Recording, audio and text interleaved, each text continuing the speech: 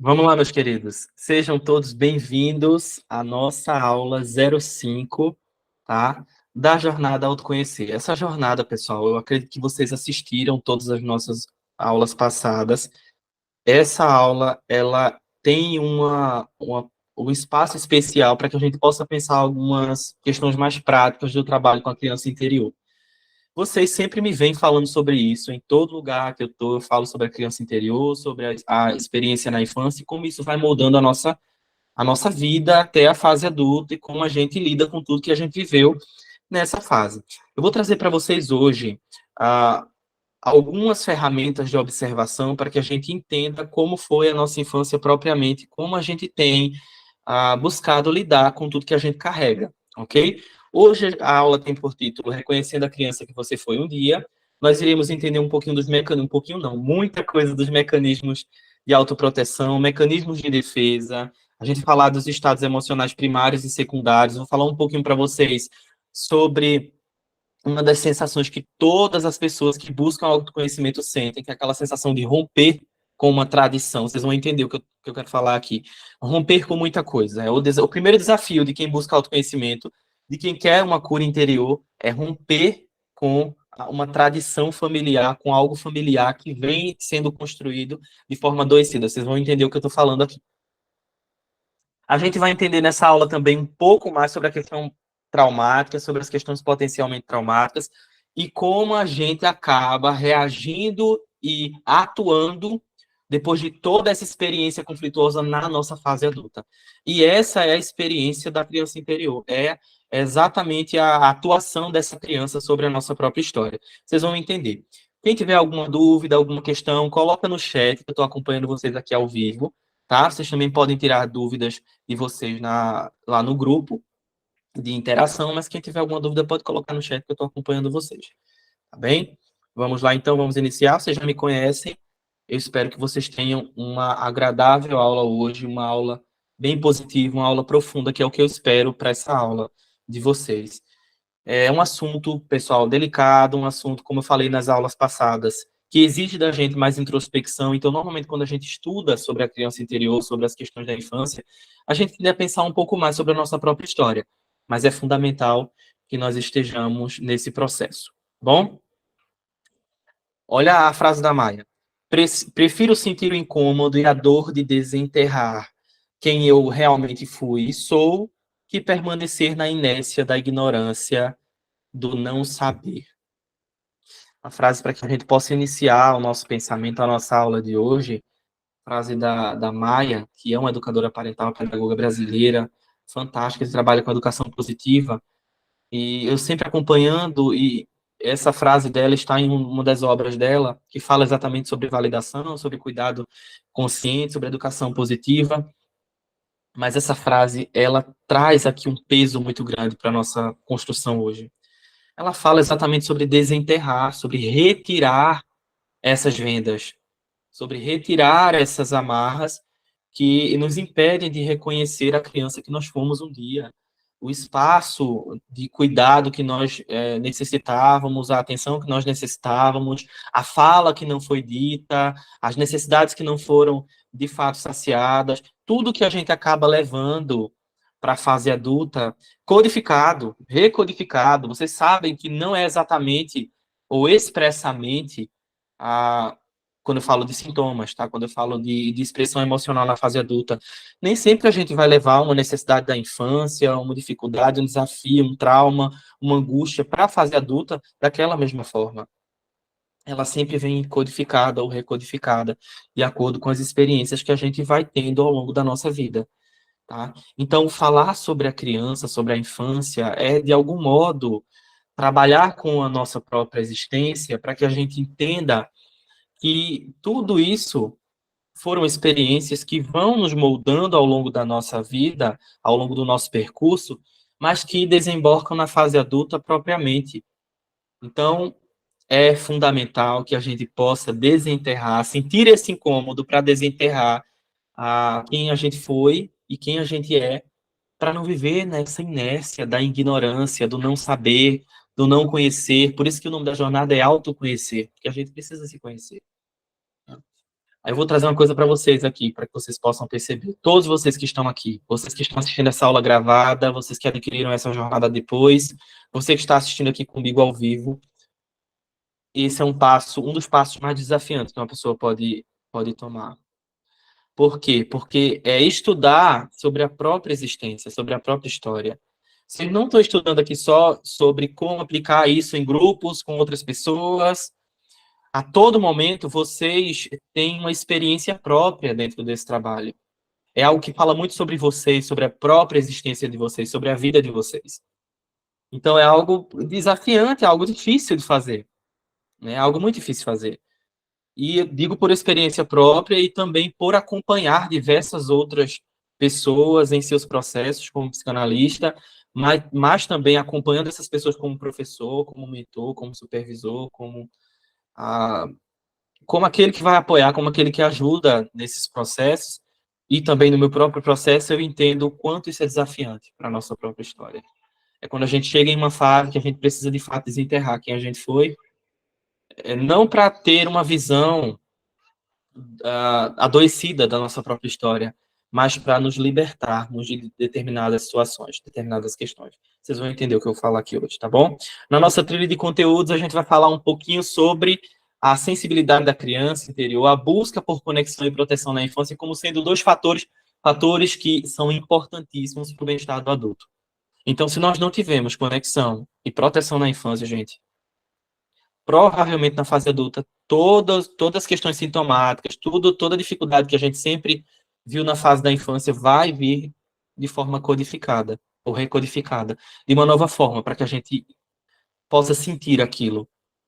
É algo muito próximo quando eu falo sobre isso. Eu digo que quando a gente não passou por conexão profunda é o que o John Bowlby, um teórico que fala sobre o apego, a teoria do apego, ele diz que a criança precisa de conexão profunda com seus cuidadores. Aí eu pergunto para vocês tiveram conexão profunda com os pais de vocês, com as mães de vocês, com os cuidadores, com as pessoas que estavam próximas a vocês, vocês tiveram conexão profunda. E o que é conexão profunda?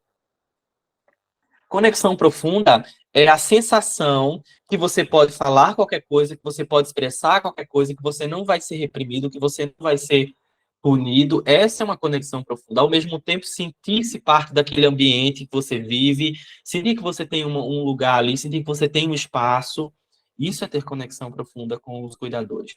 E proteção na infância. Gente, lembrando, esse assunto aqui, ele pode ativar alguns gatilhos, a gente pode sentir um pouco mais. Se vocês sentirem alguma coisa, coloquem no grupo de interação de vocês. Você que está assistindo essa aula gravada, fique à vontade lá no grupo de interação, tá? É importante que vocês possam pensar. E, se necessário, busquem ajuda, busquem um apoio profissional. Esse é o primeiro passo para que vocês comecem a lidar com a jornada de autodescoberta de vocês, de autodesenvolvimento, uma jornada de autoconhecimento. Fechou? Mas é fundamental esse início dessa jornada. Eu, no meu processo, gostaria muito de ter tido a oportunidade de ter acesso a essas informações.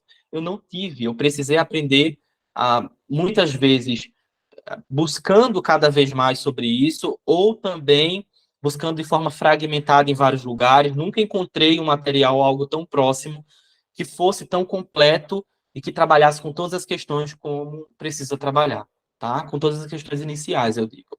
Então, eu acredito que seja muito importante isso aqui para vocês e para o trabalho de vocês. Quem trabalha com isso, mas também quem quer observar um pouco mais isso na família, quem quer ajudar pessoas próximas, eu acho fundamental, tá bom? Mas é sempre aconselhado buscar um profissional para ajudar vocês também nesse processo. A gente vai falar, seguindo a nossa trilha de conteúdos, a gente vai destacar os mecanismos de autoproteção. O que são mecanismos de autoproteção, professor? São simplesmente ferramentas, tá? Ferramentas comportamentais, sociais, emocionais, psíquicas, que são utilizadas, tá? Para desenvolver, para que a gente possa viver ou para se desenvolver de forma natural perante a vida, com menos sofrimento, de acordo com o que a gente viveu. Então, são mecanismos para nos proteger mesmo, mas esses mecanismos não são, em sua grande maioria, positivos, tá bom? Eles são mecanismos que são recorridos, são mecanismos construídos como aquela última cartada, é como aquela mesma última cartada para tentar ajudar a gente, para que a gente não tenha mais dor, mais angústia, mais sofrimento. certo? Então, são mecanismos que a gente recorre para tentar sobreviver, os mecanismos de autoproteção. O que são mecanismos de defesa do ego, tá? Mecanismos de defesa da personalidade. Mecanismos de defesa são diferentes dos mecanismos de autoproteção. Nesse caso, esses mecanismos eles podem ser entendidos como situações ou como espaços psíquicos, que são o que são psíquicos? São espaços do nosso mundo interior, do nosso mundo interno, que são, de algum modo, a partir de conflitos codificados, e dessa forma a gente tenta se proteger de tudo isso que a gente tem ali dentro, tá? Do que a gente carrega, certo? Os mecanismos de autoproteção é para que a gente se proteja muitas vezes do que vem de fora. Os mecanismos de defesa é muitas vezes o que vem de dentro, olha isso, tá? Então é para que fique claro aqui, ó, mecanismo de autoproteção para o que vem de fora, mecanismo de defesa para o que emerge de dentro, ok? Vou falar para vocês os 4 tempos, do que eu nomeio como os 4 tempos da angústia, que são 4 espaços de experiência no momento que a gente vive um trauma, no momento que a gente vive uma experiência traumática ou potencialmente traumática, uma dor, uma angústia. Vou falar sobre 4 principais espaços de tempo, para que a gente consiga entender em quais desses espaços está normalmente o maior conflito. Porque esse conflito, olha só, esse conflito, ele vai gerar todo o desdobramento sobre a nossa própria história. Eu tive o conflito na parte perceptiva, certo? Então, você vai ter que entender a sua percepção atual, como está a sua percepção, para que você consiga trabalhar com a percepção do passado. Eu vou trazer para vocês, vocês vão entender perfeitamente isso nessa aula de hoje. Depois eu vou trazer para vocês os estados emocionais primários e secundários, como a gente lida com isso, que são os estados emocionais iniciais da nossa infância, e eles ficam onde? Dentro de nós, ok? O tempo todo. Vamos agora para a introdução à sensibilidade, tá? Da criança interior e a busca por conexão e proteção na infância como sendo algo primordial, fundamental e muito positivo para o desenvolvimento do adulto. Então, para que eu me desenvolva de forma positiva, para que eu consiga trabalhar, me relacionar, ter filhos, ter uma família, ser bem-sucedido, ter uma vida abundante, ter uma vida positiva, eu preciso, é fundamental, gente, parece que não, né? Mas é fundamental. Eu preciso manter a minha sensibilidade enquanto criança. A criança é sensível. A Alice Miller fala sobre isso. Ela diz, olha, a criança é muito sensível. A Alice Miller é uma psicanalista suíça que fala sobre a infância. Ela diz, a criança percebe muito mais o estado emocional dos pais do que exatamente a forma como eles lidam com a criança. Olha só. Então, vocês, enquanto crianças, vocês percebiam muito mais o estado emocional dos pais de vocês, dos cuidadores de vocês, até mesmo vocês percebiam mais do que a relação que vocês tinham com os pais de vocês. O estado emocional deles influenciava totalmente a vida de vocês, tá? O Gabor Maté, um médico que trabalha na área da psicotraumatologia, ele fala que o maior presente que uma criança pode dar para os seus pais, o maior presente que os pais podem dar para uma criança, perdão, que eu vou falar depois disso, da exigência dos pais, mas o Gabor Maté fala que o maior presente que um pai pode dar ao seu filho, uma mãe pode dar ao seu filho, é a sua felicidade. Ele fala que a criança ela tem o poder de codificar todo o estado emocional dos pais e levar isso como código de conduta emocional para a sua vida. Vocês entenderam o que eu falei aqui, pessoal? A criança tem a capacidade de codificar o estado emocional dos seus pais e levar isso para o código de comportamento e conduta emocional na fase adulta. Olha que forte. Então, eu vejo meu pai lidando com um problema, eu vejo a minha mãe sofrendo com uma coisa, eu vejo minha tia, eu vejo meu tio, eu vejo minha avó, meu avô.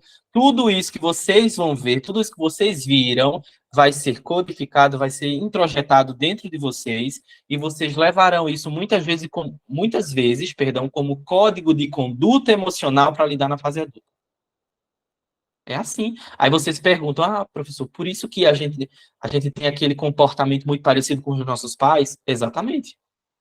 Muitas vezes aquela explosão emocional que a gente tem frente a um desafio, aquela dificuldade em lidar com os filhos, aquela dificuldade em lidar com o cônjuge, é exatamente um reflexo desse código de conduta emocional que a gente acabou introjetando a partir do que a gente viveu. Tá bom? Então, é importantíssimo a gente perceber isso, a gente entender isso. Por isso que a criança é sensível, ela é sensível a ponto de perceber o estado emocional dos seus pais. Aí eu vou pedir para que vocês possam pensar agora. Essa é uma aula terapêutica, como é a proposta do curso. Pensem agora, tá? E anotem se for preciso. Pensem o quanto talvez vocês não percebiam o estado de fragilidade ou de agressividade dos pais de vocês, das mães, das pessoas que rodeavam vocês, dos avós, dos tios, das tias, o quanto não era estampada a forma como eles sofriam e por que eles sofriam. Aí a criança olha para os pais e diz assim, peraí, se ele sofre tanto assim, imagina eu quando chegar na fase adulta. Aí aquele adolescente problemático, aquele adolescente que tem um desafio relacional, aquele adolescente que não consegue, aquele jovem adulto que não consegue lidar com as próprias questões, que não tem autonomia, que não consegue lidar com a responsabilidade da fase adulta, o que é que ele sofre porque ele sofre? Ele sofre porque ele sempre viu os pais totalmente fragilizados frente à própria fase adulta deles. Então eles começam a se questionar, peraí, eu tô aqui, uma criança, um adolescente, claro que não dessa forma, né, pessoal?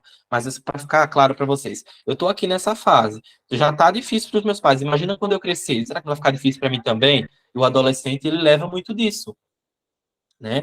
Então, será que a gente não foi um adolescente com medo? A gente não teve muito medo de crescer? Uma criança que também tinha medo de crescer, que não queria crescer. Toda criança quer crescer, né? Mas eu já ouvi de alguns pacientes, de algumas pessoas que eles não queriam crescer. Eles não queriam crescer. Já ouvi principalmente de jovens que eles não querem crescer. Eu não quero crescer, eu não quero me desenvolver. Quando eu era criança, eu queria ser adolescente, mas agora eu não quero crescer. Essa é a sensação. Por quê? Porque eles introjetam muita coisa da fase adulta de seus pais. Existe uma frase muito interessante de uma educadora parental que ela fala assim: as crianças não precisam de pais perfeitos. Elas aprendem muito mais vendo como os pais lidam com as suas próprias imperfeições. Olha que forte, né? Então a criança não precisa de pais perfeitos. Ela vai lidar muito melhor com os pais, tendo paciência com o seu próprio processo, paciência com as suas próprias questões e tendo maturidade emocional para lidar com essas questões. Bom, então, será que a gente foi apresentado a cuidadores que tinham maturidade emocional? A maioria das vezes não, né, pessoal? Vamos entender um pouquinho aqui? Dificilmente a gente aprende na infância a olhar para dentro da gente e para se conhecer. Dificilmente, pessoal. Eu vou perguntar para vocês que estão aqui, se vocês quiserem me responder, se não quiserem, tudo bem, pensem um pouco sobre isso. Mas quantos de nós fomos convidados a olhar para as nossas emoções na infância? Quantos de nós? Percebem? Pouquíssimos. Pouquíssimos de nós tivemos educação emocional na infância. Então é difícil essa prática, né? A gente não é convidado a olhar para a nossa infância de forma introspectiva. A criança olha para dentro de você, filho. O que você está sentindo? Por que você está sentindo isso? Nós não somos. O que isso fez com que você sentisse, filho? Por que você está sentindo isso? Você pode sentir isso. Nós não somos convidados. Fomos treinados a olhar para fora e para encontrar os culpados por tudo o que acontece conosco. A gente é convidado o tempo todo a olhar para fora. O tempo todo. Olha, a culpa é daquela pessoa. Ah, a culpa é sua. Por quê? Porque sempre foi jogada uma culpa sobre a gente, muitas vezes, né? Então a culpa é sempre, a culpa é sua. Você que está fazendo errado, você que derrubou o copo, você que fez isso, você que fez aquilo. A culpa é dela. De quem é a culpa? De quem é a culpa? Sempre buscando um culpado. Nós somos treinados a procurar culpados fora da gente. A nossa exterioridade, ok? Isso é propagar uma postura, pessoal, tá? Propagar uma postura de vítima e tirar a responsabilidade de mudarmos a realidade e criarmos uma realidade que a gente quer construir. Então, é algo que é construído a partir de uma vivência. A gente é indicado, tá, a ter uma postura de vítima o tempo todo e a não criar autonomia a partir desse processo de buscar um culpado, ok? De culpabilizar o outro. Aquele que se vitimiza encontra e reforça, tá, essa sensação para não mudar, para permanecer na inércia e não promover a mudança que ele precisa, certo? Dessa forma, damos força para a sombra que existe dentro de nós, e não para aquela luz do conhecimento que está dentro da gente, que a gente pode alcançar. Tá? Eu falo de luz e sombra aqui como conhecimento e o desconhecido. Fechou? Não fomos ensinados nem estimulados a olhar para dentro da gente, para reconhecer a luz do conhecimento que existe dentro de nós. A luz da criatividade, a luz da flexibilidade, a luz da adaptabilidade. somos, inclusive, influenciados a potencializar essa sombra. Quando a gente é convidado pelo inconsciente coletivo, quem é inconsciente coletivo? É aquilo que a nossa família propaga o tempo todo, mesmo sem falar. Olha o outro, olha aquilo errado. Sempre olhando o erro de todo mundo. Né? Então, nós sempre fomos convidados a olhar o erro do outro, a perceber o erro do outro, a falha do outro, nunca a examinar as nossas próprias questões. Todo esse conteúdo está em nosso interior e precisa ser liberado para que possamos, perdão, ter equilíbrio, harmonia e um destino, uma proporção positiva na nossa construção. Então, é fundamental que a gente perceba que nesse primeiro momento aqui, ó, para que a gente possa reconhecer as características da nossa criança interior. A gente precisa entender que muitas vezes nós fomos o tempo inteiro forçados a olhar para o exterior. E é por isso que é difícil olhar para dentro. Parece que, eu sempre digo isso, mas parece que é um crime. Já pararam para observar? Parece que é um crime olhar para a gente. É errado, né? É egoísmo olhar para a gente, é egocêntrico. É um crime olhar para as nossas próprias questões, para as nossas próprias emoções. Por isso que fugimos de tudo onde nós nos encontramos. É isso que eu sempre digo. Por isso é tão ruim para a gente, na visão do outro, olhar para a gente mesmo. É tão, na visão do outro, é tão errado olhar para a gente que a gente foge daquilo que a gente se encontra. A gente foge do espaço onde a gente é protagonista. Então, eu quero que vocês pensem um pouco sobre isso. Essa aula é uma aula terapêutica. Eu quero que vocês entendam e percebam essa proporção. Eu coloquei aqui no cantinho, olha, percebam aqui na imagem, uma ovelha negra. O que é que você quer falar sobre a nossa aula de hoje? Eu vou trazer para vocês um pouco mais sobre essa percepção, tá bom? Vamos lá. Existe uma grande correlação entre o tipo de cuidado que as crianças recebem nas suas primeiras fases da vida para a forma como elas tornarão ou como elas serão na fase adulta. Isso é o John Bowlby que fala, criador da teoria do apego. Ele fala, olha, existe uma grande possibilidade daquele adulto ele criar formas de ser, formas de se sentir, de se comportar a partir do que ele viveu no cuidado com os pais. Tá? Então é uma correlação. O cuidado que eu tive, a forma que eu sou. Entenderam? É muito disso. Eu quero que vocês percebam isso hoje. Eu quero que vocês mergulhem nesse conhecimento, ok? Vamos agora para um pouco dos tipos de apego aqui, para que a gente possa entender um pouquinho. Inclusive, tem um apego aqui que não está nessa lista que eu vou falar aqui para vocês daqui a pouco. Tá bom? Então fiquem nessa aula. Temos o apego seguro. O que é apego seguro? É aquele apego que a gente teve com os nossos pais, com os nossos familiares, que é um apego onde existe confiabilidade, respeito, validação, autonomia, criação de confiança, certo? Então, existem todos esses nutrientes que fazem com que a gente tenha um apego seguro. O que o apego seguro resulta? Ele resulta em ter uma tendência a ter boas relações na fase adulta. Então, nós temos uma boa autoestima, uma busca por apoio social. Então, eu apoio pessoas e também sou apoiado quando eu tenho um apego seguro na infância. Tá? Quando eu tive cuidadores onde eu pude me apegar na infância de forma segura. O que é um apego ambivalente? Aquele apego que não é nem lá nem cá. Não se sabe, é incongruente, é difícil de se entender, existem muitos altos e baixos. Normalmente, pessoal, são pessoas que são adultos que são instáveis e imaturos emocionalmente, que tomam conta dessas crianças, ok? Essas crianças, elas se sentem instáveis, elas desconfiam, tá? De pessoas, de estranhos, de novos amigos, até mesmo de pessoas conhecidas, tá? Essas pessoas têm receio de se aprofundar em relacionamentos. Elas não querem, elas só querem ficar na superficialidade de todo relacionamento. Elas têm medo de se aprofundar. É aquela pessoa que fala assim: olha, eu não sei não confio nessa pessoa não, tem alguma coisa errada aí, quando às vezes não tem nada. Isso reforça uma ansiedade dessa pessoa em relação ao problema, ao processo que pode vir a acontecer, mas não tem nada, não aconteceu nada, tá?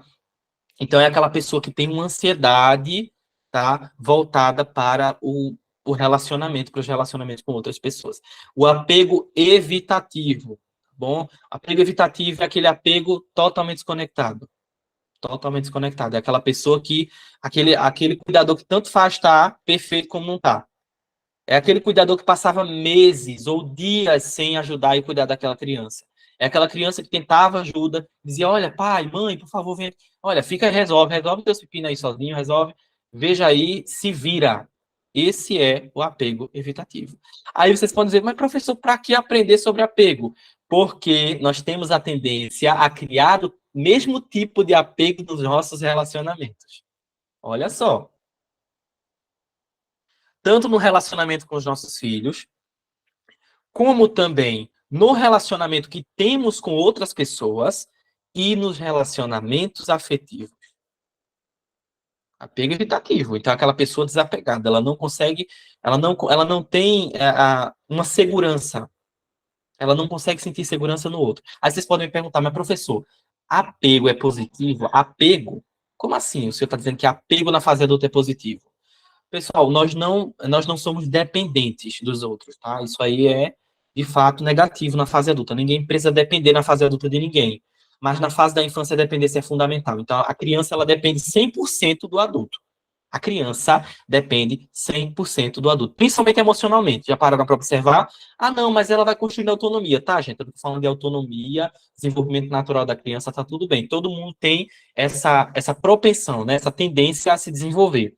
Mas a criança ela tem uma tendência a se apegar e é fundamental, porque nós somos mamíferos. Todo mamífero precisa se apegar, tá bom? Para sobreviver, é uma tendência natural. E eu falo biológica. Mas nós também, na fase adulta, somos interdependentes. Já parou para observar? Nós dependemos não inteiramente do outro, mas nós interdependemos dele. Porque para estudar a gente depende de uma pessoa que vá transmitir, que vá conversar com a gente, que vá trazer conhecimento, que vá construir conhecimento com a gente. Para trabalhar, a gente depende também das outras pessoas que vão comprar, que vão pagar pelo nosso serviço, pelo nosso produto. Para se relacionar com a família, a gente precisa do outro também. Então, nós interdependemos. Para conversar com o outro, a gente depende do outro. Já parou para observar? Quem aguenta ficar falando com uma pessoa parece que é uma parede? Ninguém aguenta.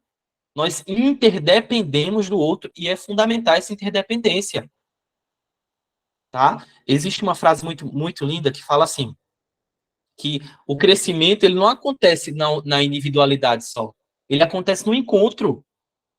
É a partir do encontro que nós crescemos também, tá bom? Então é importante que a gente possa perceber o apego como algo, na fase adulta, voltado para uma interdependência, para o relacionamento, fechou?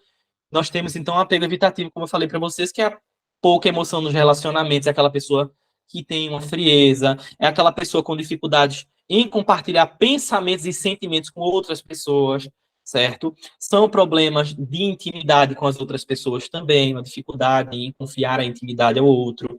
Isso é para quem teve o apego evitativo na infância, certo?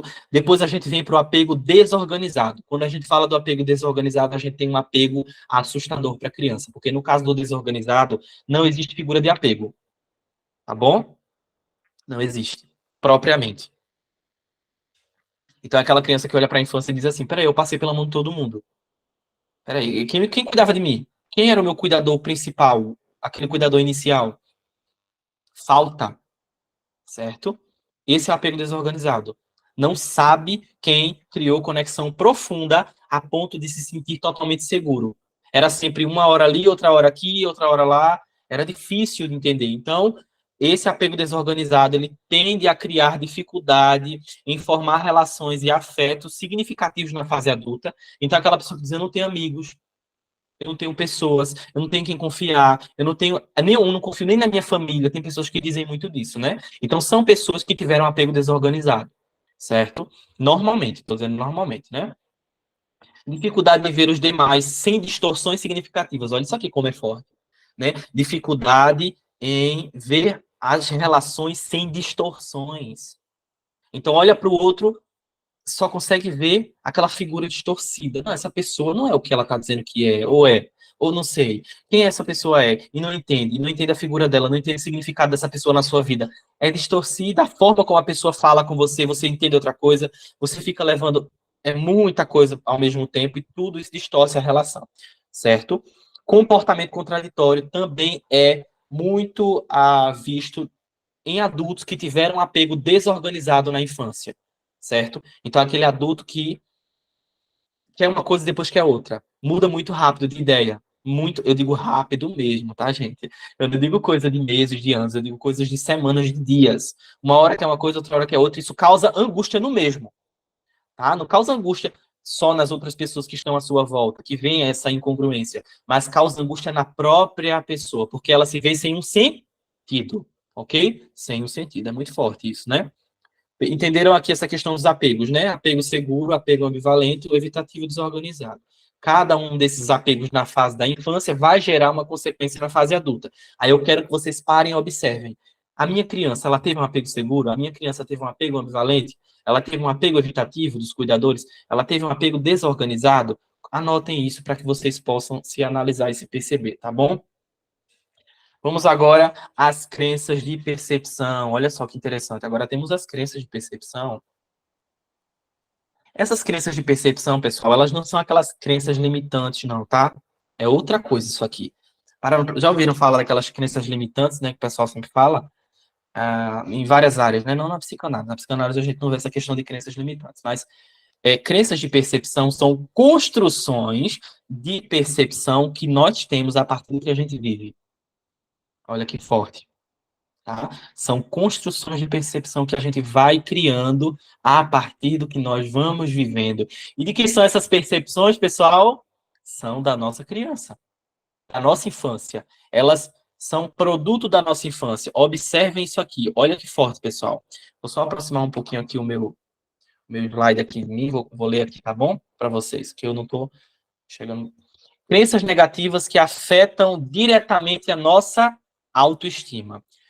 Aí eu coloquei aqui do lado para vocês, ó, as crenças que afetam diretamente a autoestima, autopercepção, autoimagem, se reflete diretamente na forma como construímos nosso comportamento. Essas são crenças normalmente que chamamos de crenças de autoestima ou crenças de autopercepção. Observem só. Não tenho valor, não sou querido, não sou desejado, não mereço ser amado, sou uma pessoa ruim, sou feio, não sou bom o suficiente, a culpa é sempre minha, sou insignificante, sou burro, não sou importante, não consigo fazer nada, não posso sentir, não posso ser entendido, não sou ninguém, sou um fracasso, sou todo errado. Olha só essas crenças aqui. Olha que forte. Eu quero que vocês olhem agora para essas crenças e anotem se vocês já sentiram alguma dessas. Anotem aí, deixem anotado. Quais dessas aqui vocês já pensaram, até mesmo na infância, na adolescência ou agora na fase adulta? Coloquem aí para vocês. Anotem essas, tá? Quais de vocês aqui já sentiram isso? Em que momento vocês sentiram? Anotem isso aqui. Bom, isso vai ser fundamental para quê, pessoal? Porque nós vamos ter um encontro ao vivo de grupo terapia e eu vou conversar com vocês, tá? A gente vai trabalhar. Eu vou fazer um grupo terapia com vocês, uma terapia bem interessante em grupo, coletivo, temático, para vocês possam entender melhor tudo isso na prática com vocês, tá bom? Então, olha só. Vamos lá agora para as crenças negativas quanto à minha relação com os meus pais ou cuidadores. Olha só. Olha isso aqui, pessoal. Isso é muito forte, muito forte. Vocês não têm noção, isso aqui é forte demais. Eu chamo de crenças relacionais, tá? Elas estão diretamente ligadas à relação de cuidado e dependência que tivemos nos primeiros anos de vida da nossa vida, tá? Refletem na forma como a gente se relaciona, na forma como a gente escolhe os nossos parceiros, na forma como a gente se posiciona na nossa experiência relacional e afetiva, tá? E também social, é a forma como a gente se posiciona nos relacionamentos. Então é muito forte isso aqui. Olha só, sou um fardo, você depende de mim para se sentir bem, não posso confiar em você, preciso sempre ter um pé atrás com você, preciso considerar seus sentimentos acima de tudo, sou inferior a você, preciso cuidar de você, sou mais forte que você, sou impotente, sou indefeso, estou à mercê, você não me ama, você me odeia, sou uma decepção para você, sou indesejado. Nossa, isso aqui, gente, na prática, isso aqui isso destrói, né? Destrói algumas expectativas, algumas experiências positivas. Isso devasta o nosso mundo interior. Devasta. Isso é devastador, tá? Isso aqui é em relação aos pais e cuidadores. Olha só. Então, você depende de mim para se sentir bem. Então, é como se a criança se sentisse a responsável pelo bem-estar dos pais. Olha que forte isso aqui. Será que não sentimos isso na infância? E, pessoal, a gente não precisa nem racionalizar a ideia de que isso aqui foi claro na nossa mente. Comportamentos dos nossos pais, nossos comportamentos já podem já podem identificar essa sensação. Não precisa ter nome, não, tá? Ah, porque eu não pensei isso. Sim, mas você viveu experiências que remetiam a isso. Então, inconscientemente, você já sentiu, certo? Então, ó, preciso considerar seus sentimentos acima de tudo. Então, os sentimentos dos pais são acima de tudo e de todos. Né? Ninguém se equiparava àquele pai, àquela mãe. Nenhum sentimento se equiparava aos deles, tá? Ou aos cuidadores. Sou inferior a você, preciso cuidar de você. Olha, essa sensação é terrível, pessoal. É angustiante, precisar cuidar dos próprios cuidadores. Olha isso, a criança que sentiu isso, imagina. Né? Será que a gente não sentiu isso? Pensem um pouco, tá bom?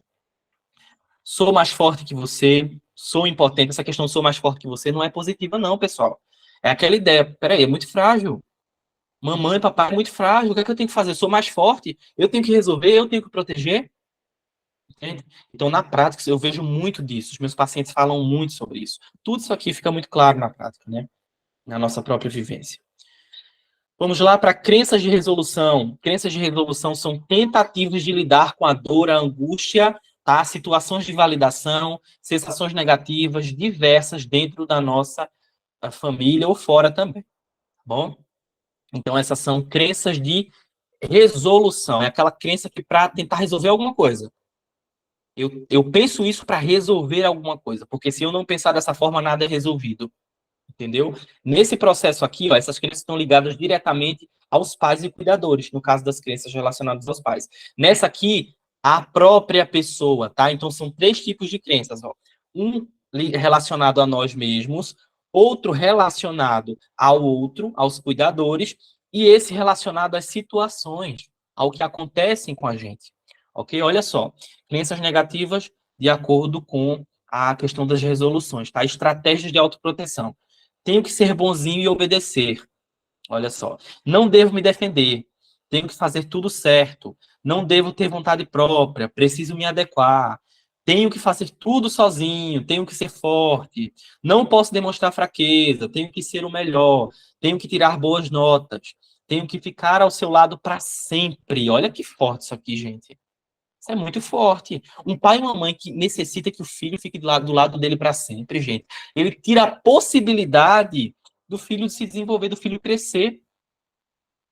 Eu não digo só biologicamente falando, fisiologicamente falando, fisicamente falando. Eu digo naturalmente, emocionalmente falando. Aquela criança, aquele eterno adulto, ok? Tenho que ficar ao seu lado para sempre. Tenho que atender às suas expectativas. Não posso me desligar de você. Porque muitos pais, muitas mães, muitos cuidadores, eles falam o quê? Você não pode sair de perto de mim, não. Nunca. Você vai ficar comigo para sempre.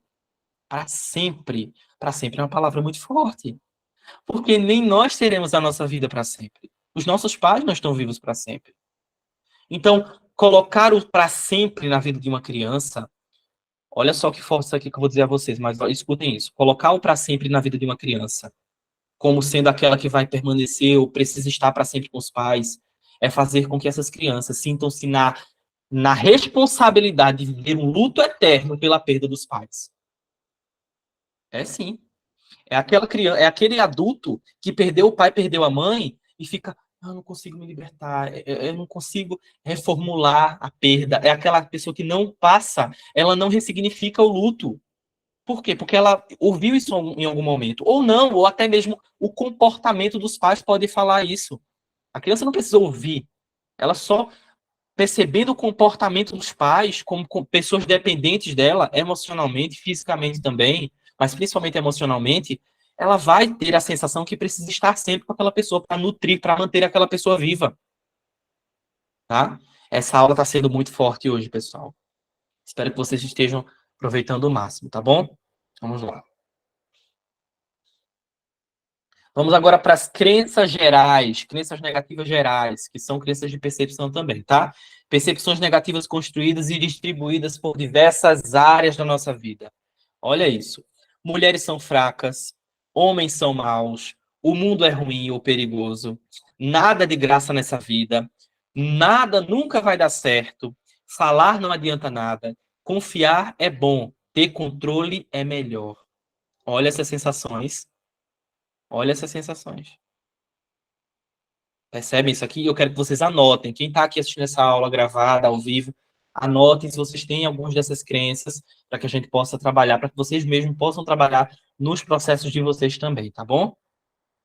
Então, ó, mulheres são fracas, mulheres ah, são inadequadas ao ambiente, a certos ambientes. Mulheres não podem, homens podem tudo. Homens são fortes, homens são monstros. Homens são aqueles que sempre mandam.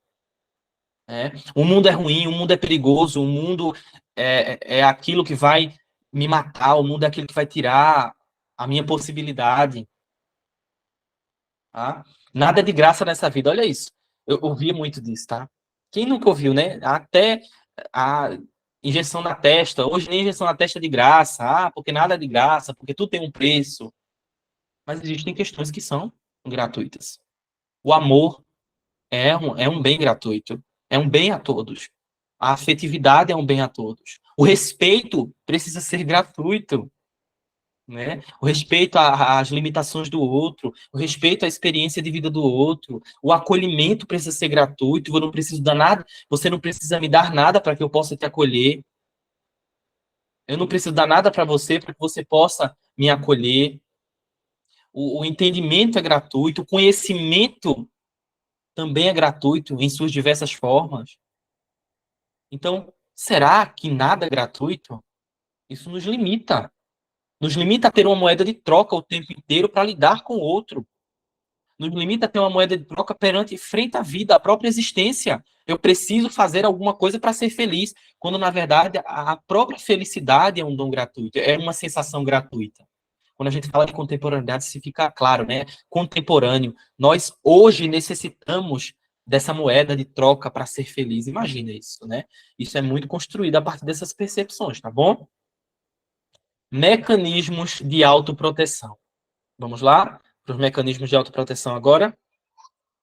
Os mecanismos ou estratégias de autoproteção, aquilo são crenças, tá? Esses são crenças de autopercepção que vão transformar a nossa forma de enxergar as situações e vão fazer com que a gente crie mecanismos de autoproteção. Então, por isso que eu tenho que falar de uma coisa e falar de outra. Não posso falar de uma coisa só, tá bom?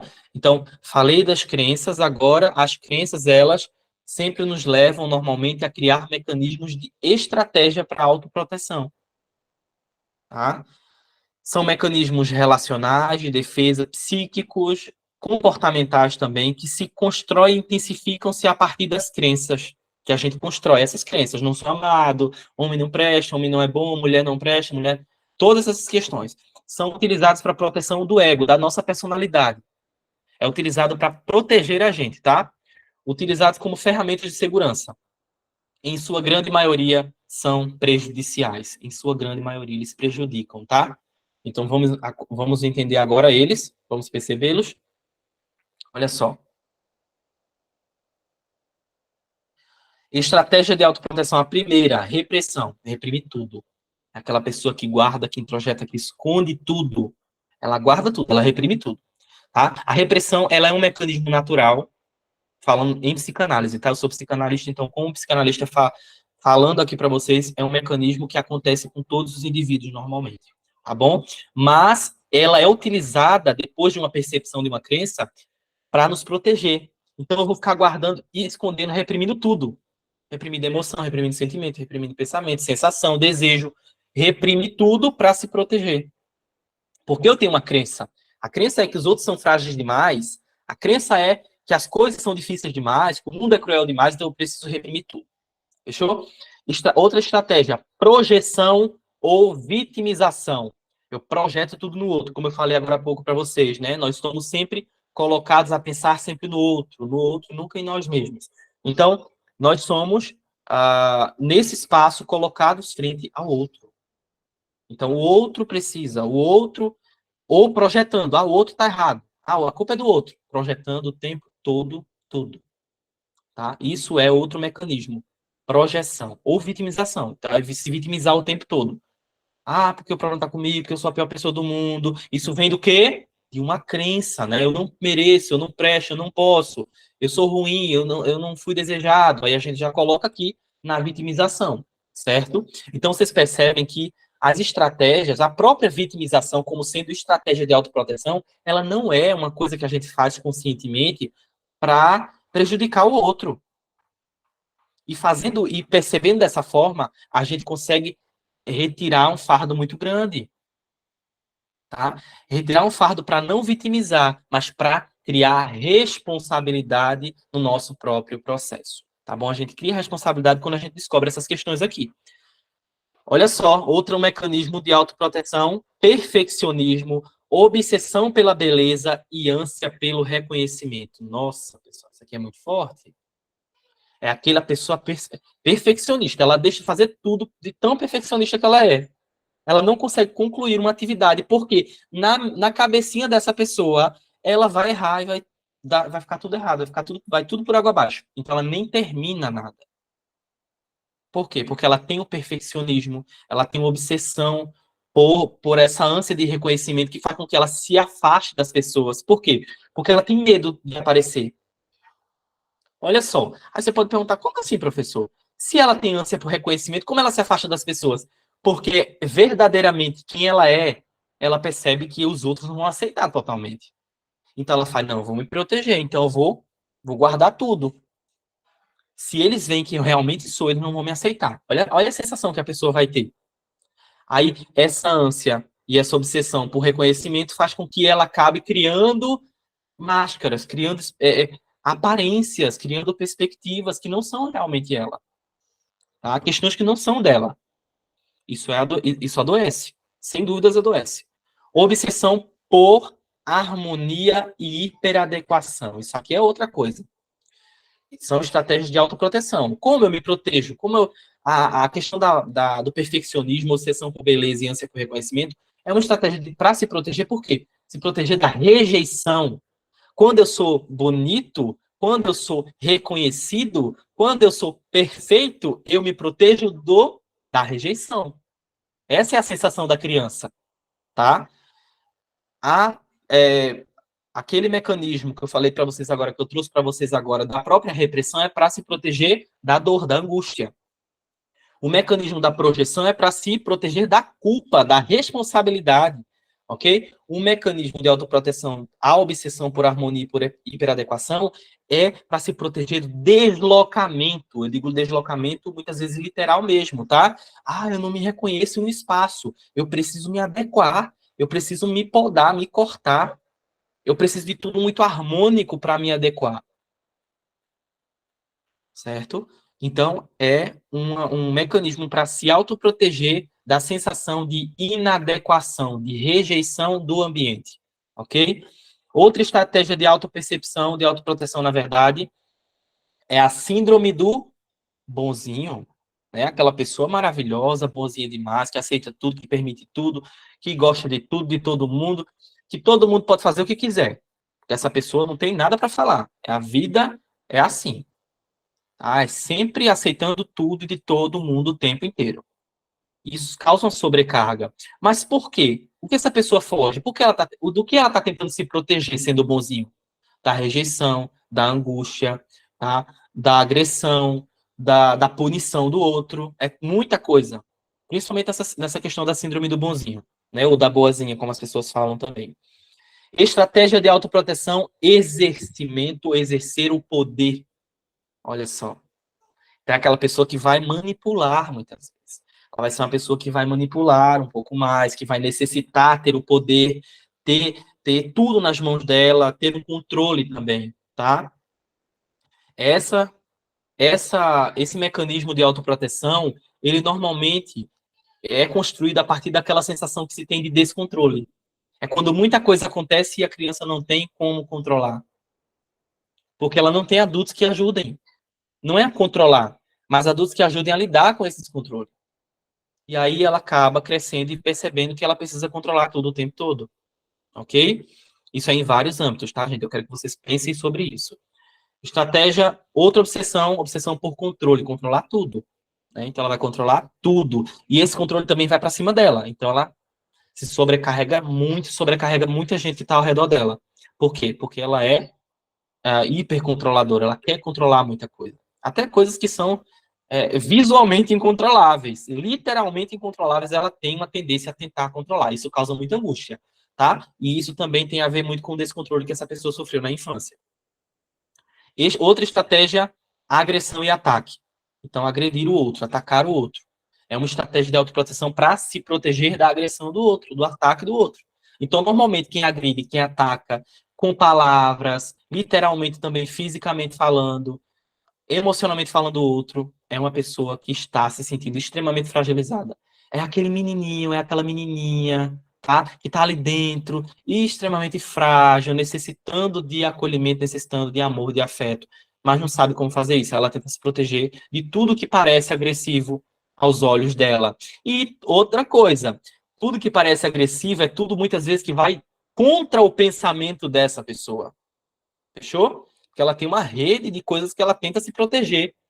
Então, se é uma ideia, uma observação, uma religião, uma experiência contrária ao que ela pensa, ela já vai agredir. Por quê? Porque ela quer se proteger daquilo também. Outra estratégia é a eterna criança, que seria também uma ideia da criança interior, uma criança, um tipo de criança interior. Mas nesse caso aqui, a eterna criança é aquela criança, aquele adulto que olha para ele e diz: espera aí, eu sou uma criança dentro do corpo de um adulto. Isso existe. Já atendi diversas pessoas adultas, tá? Acompanhei diversas pessoas adultas que falaram isso. Eu me sinto uma criança no corpo de um adulto. Eu não consigo controlar as minhas próprias emoções, mas além disso, eu não consigo ter responsabilidade com muita coisa me assusta. Então, tem pessoas que sentem isso na pele, tá? E essa sensação da eterna criança é uma sensação que é construída para proteger-se do quê? Da realidade adulta. Se proteger da vida adulta, da carga do adulto, do peso da vida adulta, ok? Tomar uma água aqui que hoje está forte, né, pessoal? Outra estratégia de autoproteção, a fuga, a evasão ou a evitação das situações. Então, é fugir de tudo, é evitar tudo o tempo todo. Então, usa vários mecanismos, tá? Faz de tudo, esquece, dá sono, erra, corre, foge, chora, faz tudo para evitar o que tem que ser feito. Isso é estratégia de autoproteção também, porque está se protegendo daquela situação ou do que aquilo representa para aquela pessoa, tá bom? Duas estratégias bem assustadoras aqui, mas que são muito reais no caso dos traumas das questões infantis, tá?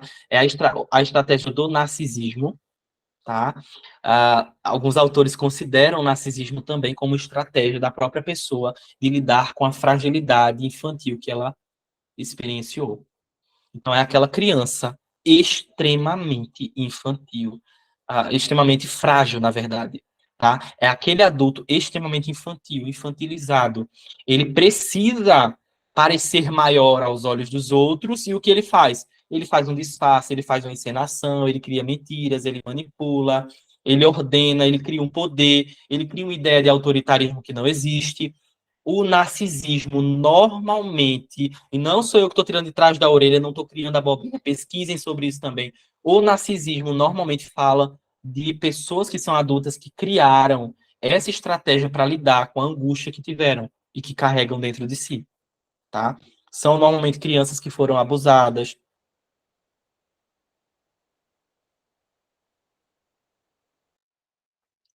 São normalmente crianças que foram abusadas, crianças que foram exploradas, crianças que tiveram. Existe uma profissional contemporânea, ela é atual, essa profissional. Ela sempre fala sobre narcisismo, ela trabalha só com narcisismos, né? Fala só com a questão do narcisismo. Ela fala que a criança que passou por uma vergonha extrema, uma extrema vergonha, tá? Ela não sabia como resolver aquela situação. Ou ela passou por uma extrema vergonha, ela passou por uma extrema dificuldade, um extremo desafio, abuso, negligência, ela pode se tornar um adulto narcisista. Tá bom? E hoje em dia a gente tem toda aquela questão, todo mundo é narcisista, porque aquela pessoa é narcisista. Todo mundo diz que o outro é narcisista. Gente, o narcisismo, de acordo com a questão, com questões diagnósticas psiquiátricas, a gente tem o transtorno narcisista, que é outra questão, tá? Mas a gente também tem os traços narcisistas. Os traços de uma pessoa com narcisismo, né? Que nem sempre é uma pessoa com transtorno Narcisista, mas é uma pessoa que tem traços. E eu falo muito dessa questão dos traços aqui, tá? Mas o transtorno também pode ser característico nesse caso.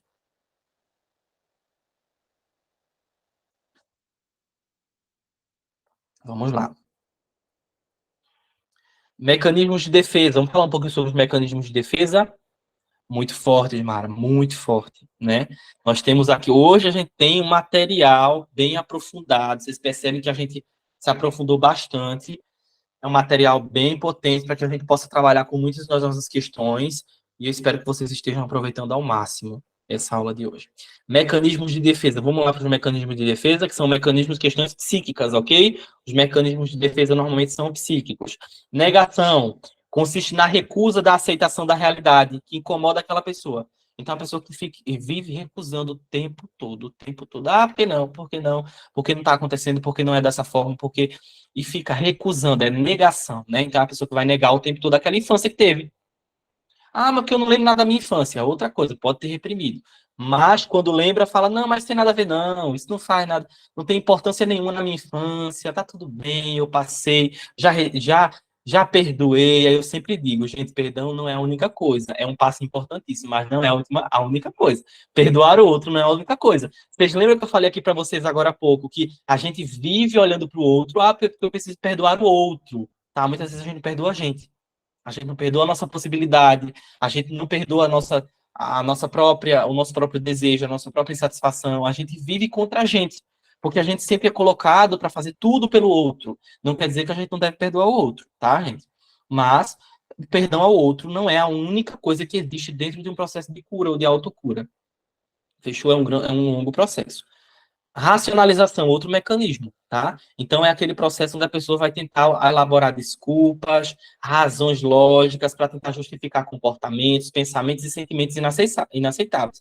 Então, aquela pessoa que está o tempo todo criando uma lógica, por conta disso. Eu sou assim por conta disso. É aquela síndrome da Gabriela, né? Ah, eu nasci assim, eu cresci assim, você é assim o tempo todo, a vida inteira. Então, racionaliza o tempo todo. Ah, eu sou assim por conta disso, por conta do outro projetando, né? Que já é outro mecanismo. Mas é uma coisa que vai entrando em contato com a outra, né? Compensação é um mecanismo de defesa utilizado para encobrir uma fraqueza através de uma atribuição ou ênfase em outra. Então, a pessoa que tem uma fragilidade, ela coloca o quê? Uma coisa em cima, para não mostrar aquela fragilidade, para não demonstrar aquilo. Então, é uma pessoa extremamente frágil, que é extremamente agressiva, ela está fazendo uma compensação, ela está tentando compensar o que ela não tem.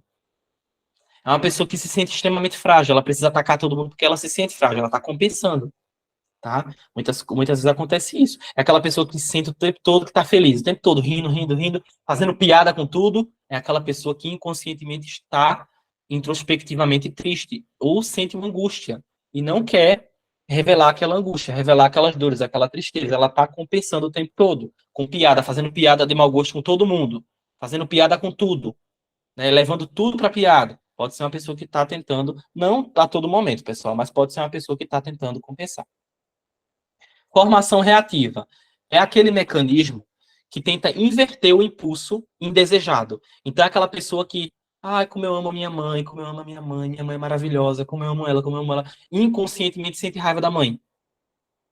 Tá? Aí projeta isso no outro, sente raiva de outras mulheres, sente raiva da filha, sente raiva da tia, da avó, e não sabe por que eu sinto raiva da minha filha, que eu não sei por que eu sinto uma raiva da minha filha. A pessoa falando, né? Eu não sei por que eu sinto uma raiva da minha filha tão grande. Ela tá fazendo uma formação reativa com a mãe e projetando na filha. Olha o que acontece, tá? Ah, mas eu perdoei minha mãezinha, tá? É importantíssimo que você tenha perdoado, mas como falei para você, perdoar não é o único passo dentro do processo de autocura. Muitas vezes a gente precisa libertar alguma emoção que está aprisionada dentro da gente, que é constantemente projetada para outras coisas. Já pararam para observar isso? É aquela emoção que está muitas vezes projetada contra a gente mesmo, não gosta de si mesma, não gosta da própria aparência, não gosta do que faz, não gosta do que fala, ou se odeia, muitas vezes, mas ama o outro, ama sempre o outro, é aquela coisa, tem sempre tentar entender o outro, tá fazendo uma formação reativa, não tá conseguindo lidar com a angústia, né? Isolamento consiste em separar o pensamento e daquilo que é angustiante. Então, vou separar tudo, vou fingir que nada está acontecendo, tá? Anulação, busca cancelar ou desfazer uma ação simbólica através de outra. Como assim, professor? Explica um pouco sobre isso na prática. Tá? É aquela pessoa que ela errou, ou ela erra constantemente e ela faz o quê? Ela se pune o tempo todo para anular aquela situação. Ela vai se punindo de outras formas, tá, gente?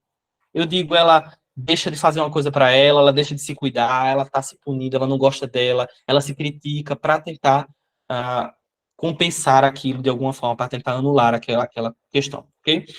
Fixação ocorre quando uma pessoa, em seu desenvolvimento, não consegue progredir de maneira normal, tá? Ela fica fixada em uma fase da sua vida, do seu desenvolvimento. Aquela pessoa vai ficar fixada o tempo todo em uma fase. Parece uma criança, tá regredindo o tempo todo, tem uma dificuldade, tem uma sensação, ela tá fixada, tá bom? Supressão é o bloqueio consciente e voluntário dos sentimentos e sensações para se proteger. Esse é outro mecanismo, tá? Aquela pessoa vai ficar suprimindo o tempo todo. Ah, não, não quero pensar sobre isso, não. Vou guardar. Eu vou olhar aqui o smartphone para não pensar sobre isso. Não vou nem assistir aquela aula para não pensar sobre isso. Porque eu não quero pensar sobre a minha infância, então eu não vou nem assistir essa aula. Meu Deus, ele vai falar, olha só, ele vai falar sobre mecanismo de defesa. Ele vai falar sobre crença. Não, não quero, não. Poxa, vou fugir, vou fugir. É essa a sensação, é a supressão, tá bom? A criança cria uma forma alternativa de ser, uma espécie de máscara. Ela nega, tá, e substitui as suas próprias emoções na tentativa de esconder a sua condição de abandono e falta de valor, de acordo com a Costa. Ela traz aqui, olha, a criança vai negar quem ela é, então ela vai criar outras formas de lidar com as situações, formas que normalmente trazem muito sofrimento. Tá bom? Toda resposta, seja um ato dirigido ao mundo externo ou internalizado, é uma forma de adaptação, tá? Ou de readaptação. Então, eu percebo aquilo, recebo aquilo e tento adaptar para como eu vou lidar com aquilo. Isso é natural. Vamos lá para os 4 tempos da angústia. Vamos falar um pouquinho sobre isso? Olha só, os 4 tempos de angústia. Primeiro, a experiência ou a vivência com a angústia. É quando eu vivo, é quando eu experimento aquela angústia. É quando eu vivo aquele trauma. Esse é o primeiro tempo da angústia. Eu vivi o trauma. Você viveu o trauma. Nós vivemos o trauma. Porque todo mundo tem um trauma, tá, gente? Parece que não, mas todo mundo tem. Ah, porque eu não tive trauma nenhum, professor, porque a minha vida foi tão boa. Tá, mas traumas não só são negativos, tá? Existem os traumas positivos também. Os traumas positivos são traumas onde a gente precisa se adaptar muito rápido, onde a gente precisou se realocar, mudar de cidade, mudar de alguma coisa, mudar de escola, onde a gente precisou fazer, aceitar alguma coisa que aconteceu. Todo mundo tem um trauma, todo mundo perdeu alguma coisa, todo mundo tem alguma dificuldade. Então, muitas vezes isso está influenciando a nossa própria existência, ok? A nossa própria vida. Então, os 4 tempos da angústia. O primeiro é a experiência, quando eu vivo aquilo ali, tá? Por que eu trouxe os 4 tempos? Para vocês perceberem se aconteceu alguma coisa nesses 4 tempos. O trauma em si já é muito forte, né? Nos 4 tempos. O trauma em si já é nos 4 tempos muito forte. Mas se acontecer alguma coisa, eu posso criar no meio tempo crenças de percepção, mecanismos de autoproteção no meio tempo disso, ok? No meio desses 4 tempos, eu posso criar tudo isso para tentar viver o que eu estou criando. Então, primeiro, a experiência ou a vivência. Segundo, a percepção e a sensação. Então, eu vivo, eu vivencio. Depois, eu tenho uma percepção sobre aquilo que eu vivenciei. E essa percepção e sensação, ela é construída ao longo do tempo, tá? Então, eu vivi, aquilo foi um impacto, eu vou perceber a partir de muita coisa. A partir da forma como as pessoas começaram a lidar comigo depois disso. Se as pessoas acolheram ou não o que eu vivi. Se as pessoas me ouviram, que eu pude falar, se eu não pude falar. Se eu escondi, se eu tentei omitir, se eu menti sobre aquilo, né? Tudo isso vai se construindo nessa fase da sensação, da percepção. Depois temos a introjeção ou interiorização. É quando eu guardo, é quando eu introjeto, tá? É quando eu escondo aquilo dentro de mim para não falar mais para ninguém, para me proteger.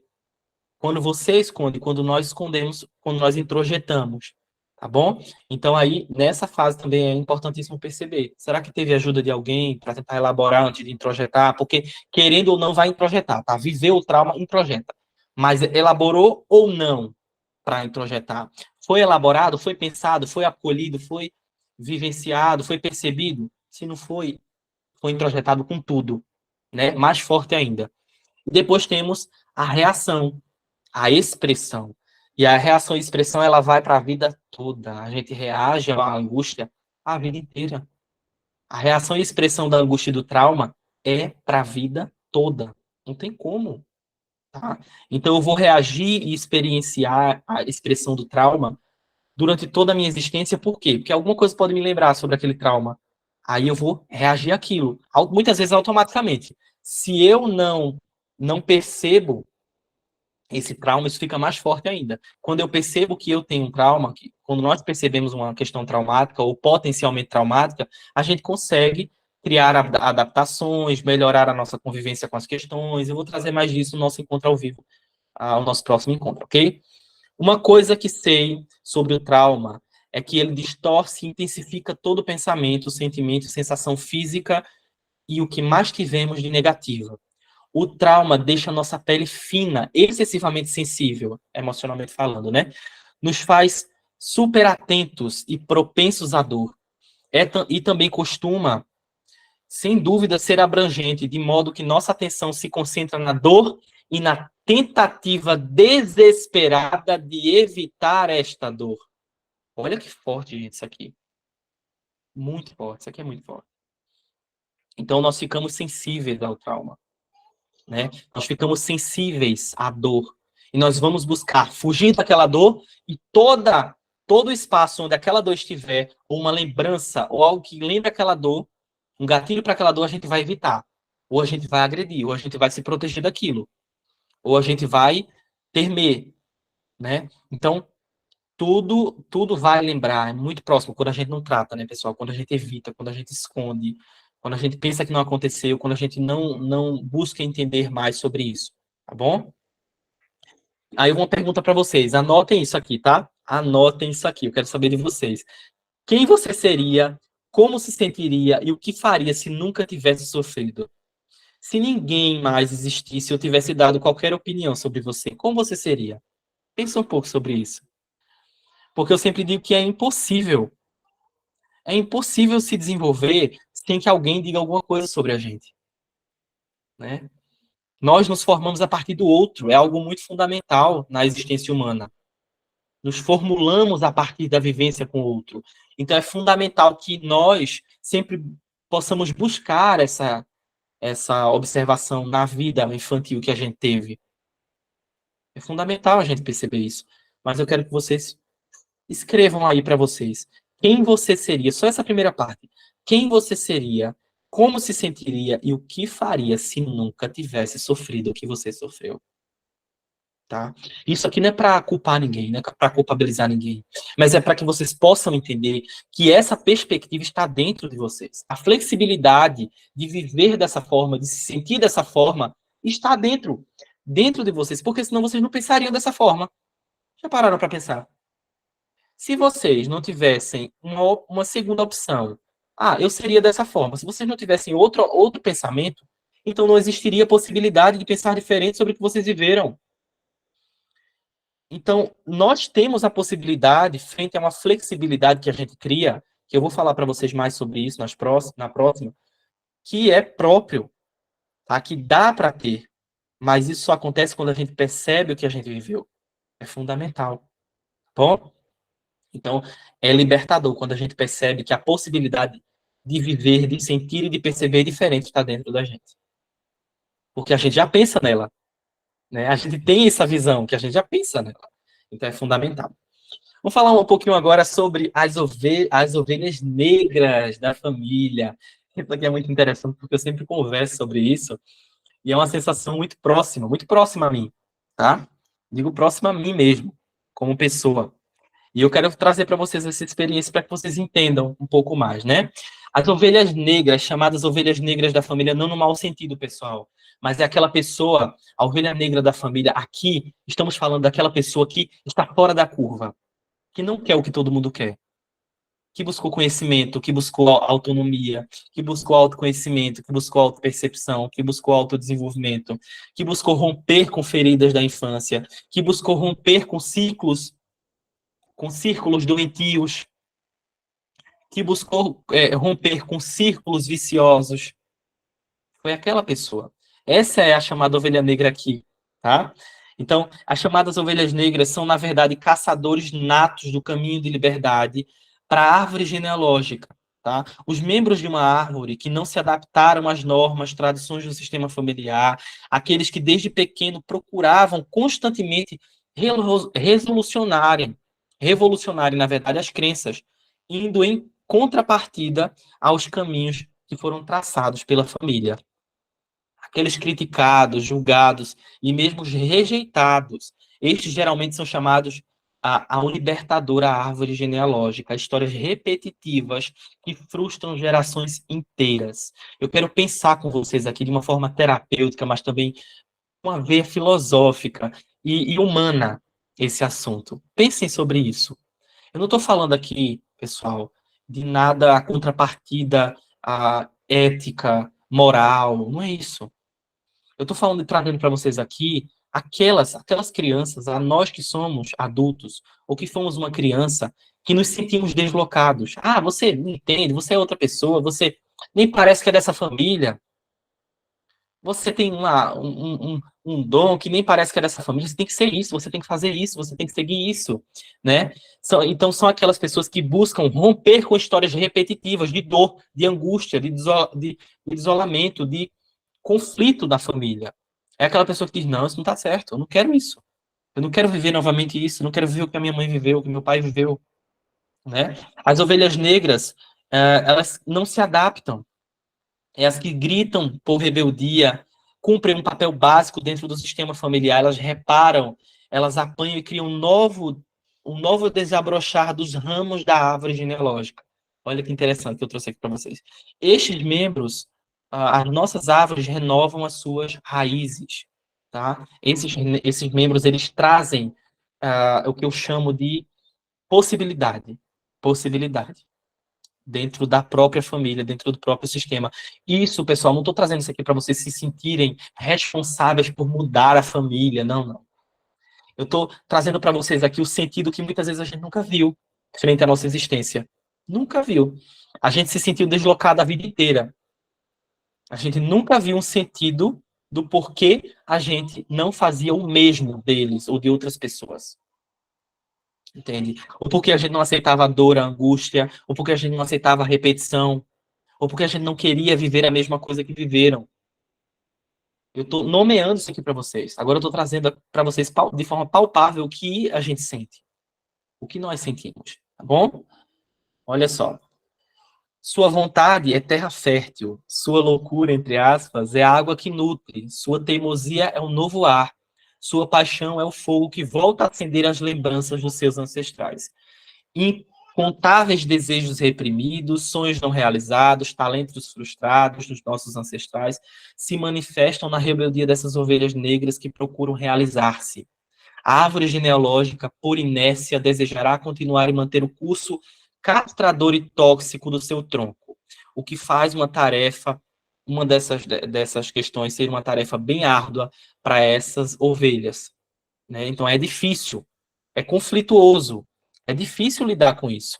Não é fácil a gente romper com esse círculo vicioso, com esse círculo de conflito, com esse círculo de angústia, né? Com questões, com crenças de autopercepção que estão fundamentadas de pai para filho, com traumas transgeracionais, nós chamamos de traumas transgeracionais, que vão seguindo, né, vão seguindo por várias famílias. Então, é difícil, é um desafio, mas aqui está os primeiros passos para que a gente possa lidar com essas situações. Tá bom? A Jornada Autoconhecer, ela promove isso. Quando você vivencia o mundo através das lentes do trauma, é fácil perder a oportunidade de ter experiências positivas. A cura não é um processo linear. Damos 2 passos para frente e um para trás em todos os níveis. Aos poucos, a cura pode formar pequenas ondas, como acontece quando a gente joga uma pedra na água parada. Cada onda vai penetrando no trauma e substitui esse trauma por uma energia curativa, ou essa sensação por energia curativa. E eu digo energia, eu digo energia psíquica, energia emocional curativa, ok? Comprometimento com as práticas de cura é o primeiro passo. Tenha paciência com você mesmo. consiga todo o apoio que puder. É isso que eu digo a vocês, tá, pessoal? A mudança positiva vai acontecer sem você perceber. Você vai recebendo o resultado, tá?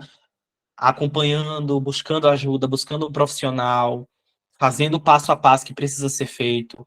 Por mais cético, tá? E inseguro que a gente possa parecer nesse momento, que a gente se sinta nesse início, você está aqui, ouvindo essas palavras e dando os primeiros passos na sua jornada para uma poderosa cura interior. Você já está fazendo isso, ok? Você já está fazendo isso. Então, perceba que já estamos fazendo isso. Para que a gente possa concluir essa aula de hoje, que foi sem dúvidas fantástica, eu senti aqui dentro de mim essa conexão com essa aula, com essa matéria, com esse estudo, tá? Que é um estudo para vocês, é por vocês que estamos aqui para poder proporcionar esse ambiente, tá bom? A verdade sobre nossa infância, ela está encerrada em nosso corpo, está escrita em nosso corpo.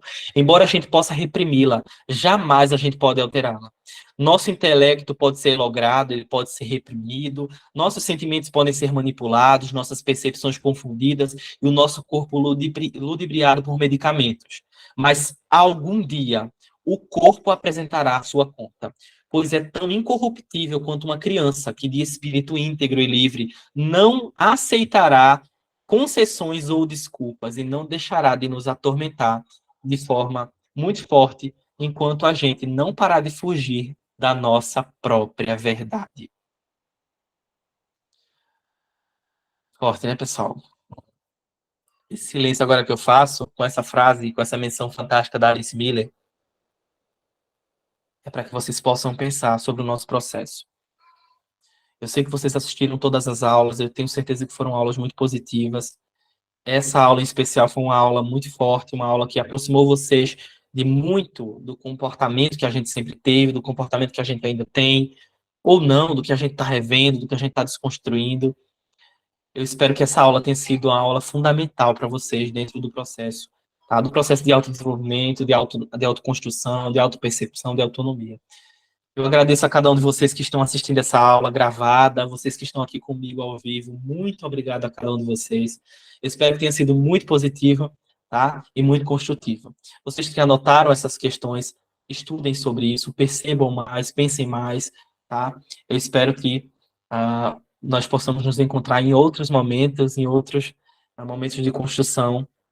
Até logo, pessoal. Até a próxima. Tchau, tchau. Tchau, pessoal. Tchau. Tchau, tchau.